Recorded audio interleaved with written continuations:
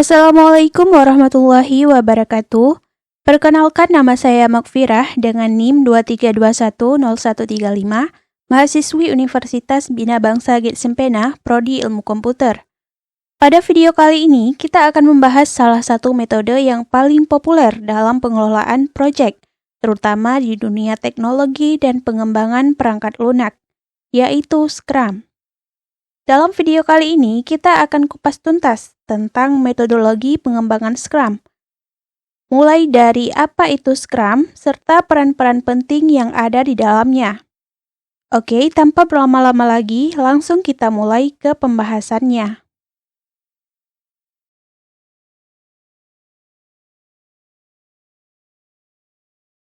Pengertian Scrum.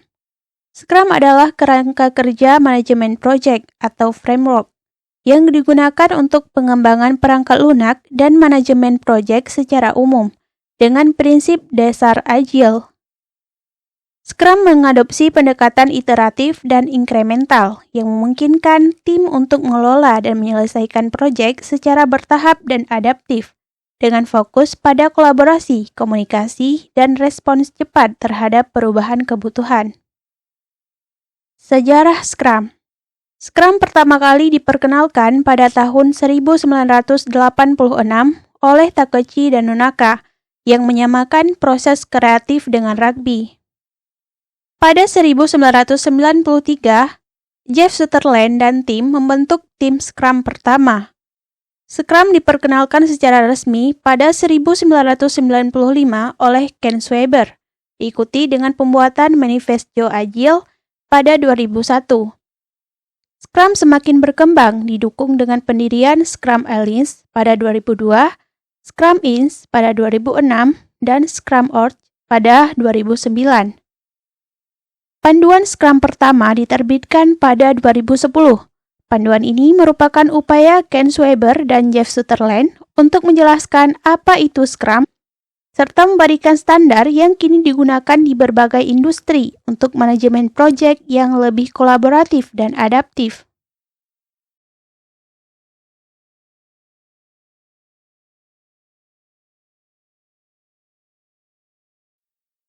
Kelebihan Scrum.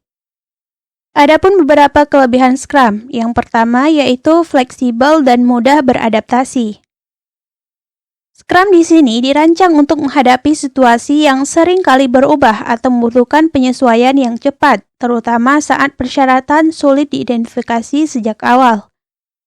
Kelebihan yang kedua yaitu mendukung kreativitas dan inovasi. Scrum mendorong kerja tim yang erat dan terbuka terhadap ide-ide baru, sehingga solusi yang muncul lebih inovatif dan kreatif. Kelebihan yang ketiga yaitu mempercepat waktu pemasaran produk. Karena Scrum berfokus pada pengembangan iteratif, tim dapat merilis produk dalam versi yang lebih kecil dengan cepat. Hal ini sangat penting untuk perusahaan yang ingin menguji produk mereka lebih cepat di pasar dan mendapatkan respons dari pengguna. Kelebihan yang keempat yaitu menghemat biaya operasional.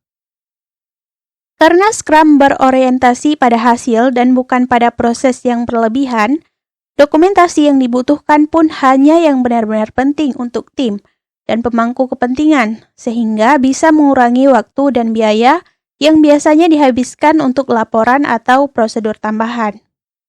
Kelebihan yang kelima yaitu meningkatkan transparansi dan kualitas. Adanya transparansi di setiap langkah dan fase proyek meningkatkan produktivitas serta memastikan kualitas yang lebih tinggi. Kelebihan yang keenam yaitu mendapatkan umpan balik berkelanjutan. Scrum memungkinkan umpan balik rutin, baik dari tim maupun dari pemangku kepentingan lainnya, yang akan meningkatkan produk dan memastikan kepuasan pelanggan.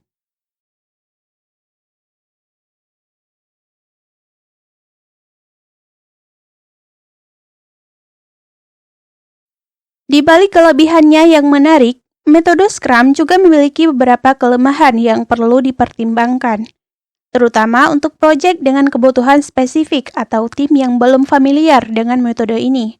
Mari kita bahas satu persatu apa saja kekurangan Scrum. Kekurangan yang pertama yaitu memerlukan anggota tim yang berpengalaman. Scrum membutuhkan anggota tim yang memiliki pengalaman dan keterampilan yang cukup agar proses berjalan lancar.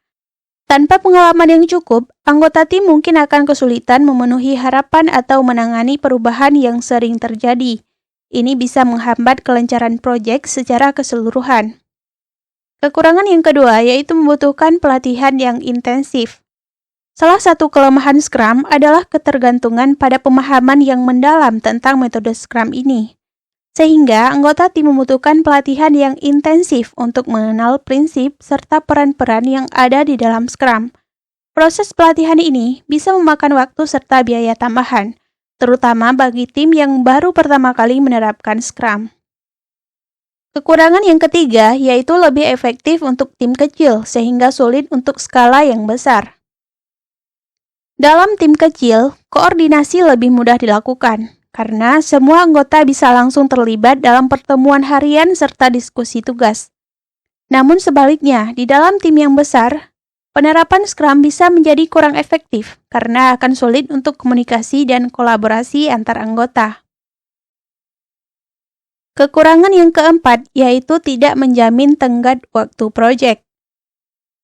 Karena Scrum bekerja berdasarkan iterasi dan perbaikan berkelanjutan, ada kalanya proyek mengalami keterlambatan karena fokusnya pada pengembangan bertahap.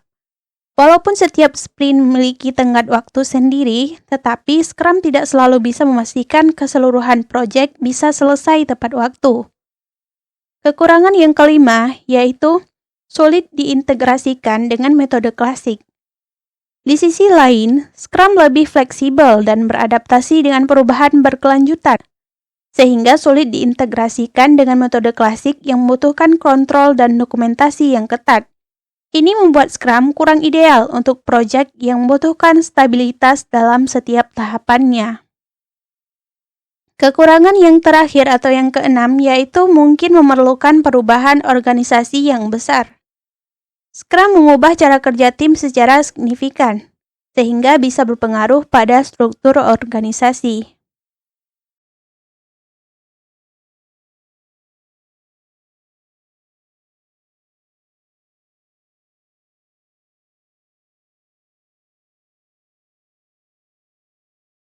Diagram alur Scrum, atau beberapa tahapan utama dalam metode Scrum, yang bisa kita lihat juga dari gambar di samping.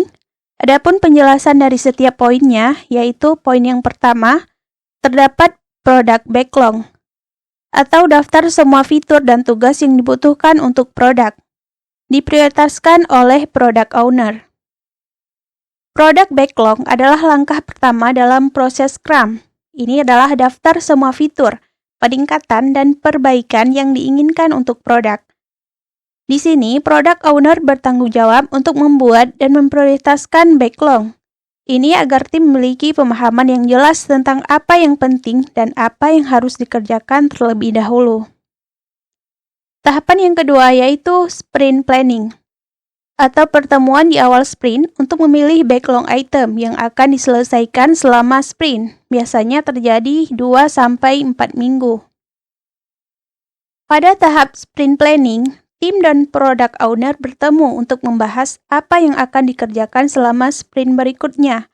Biasanya, sprint berlangsung antara 2 hingga 4 minggu, sehingga tim harus menentukan seberapa banyak yang dapat diselesaikan dalam periode tersebut.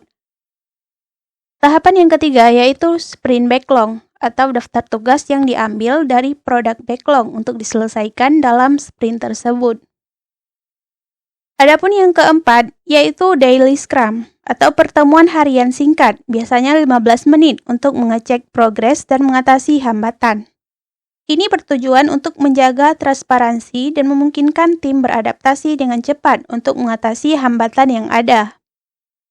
Tahap yang kelima yaitu sprint execution, atau tim bekerja mengerjakan tugas sprint backlog hingga selesai sesuai standar kualitas.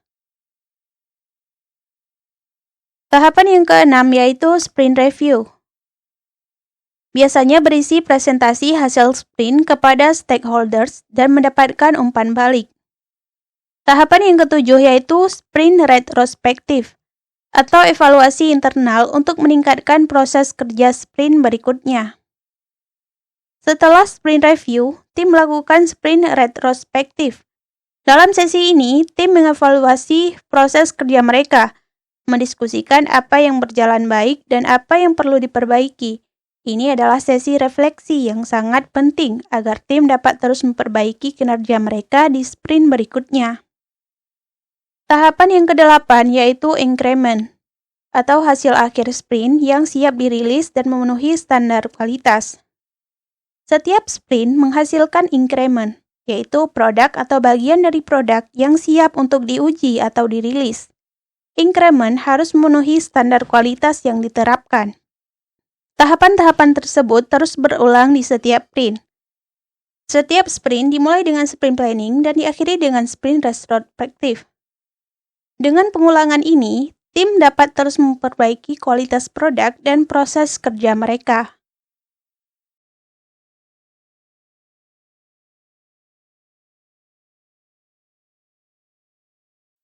Contoh perangkat lunak yang menggunakan metode Scrum.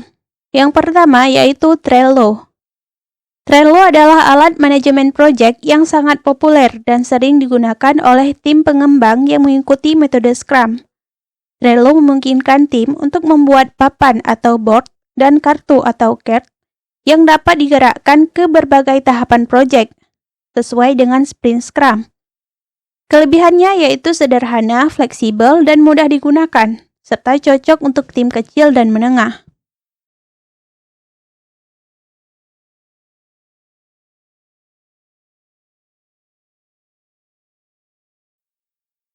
Contoh yang kedua yaitu Jira.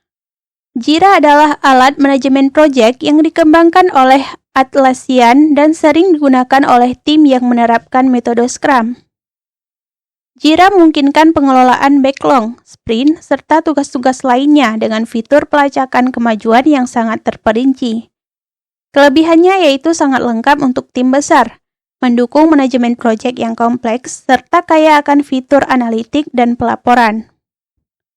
Contoh yang ketiga yaitu Version 1, adalah alat yang dirancang khusus untuk pengembangan Agile. Ini mendukung semua tahapan Scrum, termasuk perencanaan sprint, pelacakan tugas, pelaporan kinerja sprint, dan analisis kecepatan tim. Kelebihannya yaitu menyediakan fitur yang sangat lengkap untuk tim Agile, memungkinkan integrasi dengan berbagai alat lain, serta memberikan analitik yang mendalam tentang kinerja sprint dan tim.